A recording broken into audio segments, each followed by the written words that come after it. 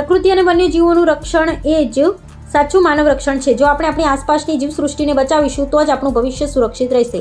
ભાવનગરમાં વન વિભાગ અને સ્ટેટ મોનિટરિંગ સેલે સંયુક્ત ઓપરેશન હાથ ધરી ગેરકાયદેસર એમ્બરગ્રીસ એટલે કે વેલ માછલીની ઉલટીના વેચાણનો મોટો પર્દાફાશ કર્યો છે.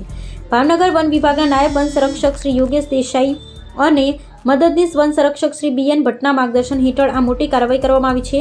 રોજ સ્ટેટ મોનિટરિંગ સેલ ગાંધીનગર દ્વારા ભાવનગર જિલ્લામાં પેટ્રોલિંગ કરવામાં આવી રહ્યું હતું.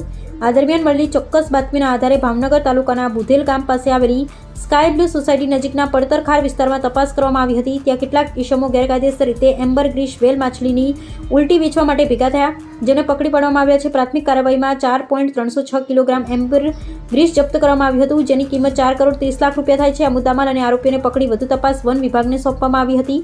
વન વિભાગે વન્ય પ્રાણી સંરક્ષણ અધિનિયમ 1972ની વિવિધ કલમો હેઠળ ગુનો નોંધી ઊંડી તપાસ હાથ ધરી હતી. આ તપાસમાં મૂળ સુધી પહોંચી વન વિભાગે વધુ 5 કરોડ 10 લાખ રૂપિયાનો મુદ્દામાલ જપ્ત કર્યો હતો અને અન્ય 4 આરોપીઓની અટકાયત કરી. આમ સમગ્ર ઓપરેશનમાં કુલ મળી 9 કરોડ 40 લાખ રૂપિયાનો મુદ્દામાલ કબજે કરવામાં આવ્યો છે.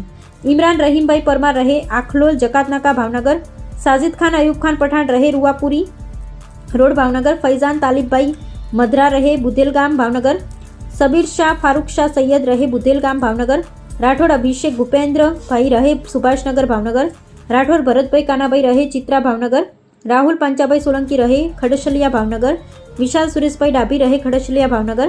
તમામ આરોપીઓને નામદાર કોર્ટ સમક્ષ રજૂ કરવામાં આવતા કોર્ટ દ્વારા તેમના રિમાન્ડ મંજૂર કરવામાં આવ્યા છે. આ સમગ્ર સફળ કામગીરીમાં ભાવનગર રેન્જ સ્ટાફ પણ જોડાયેલો હતો.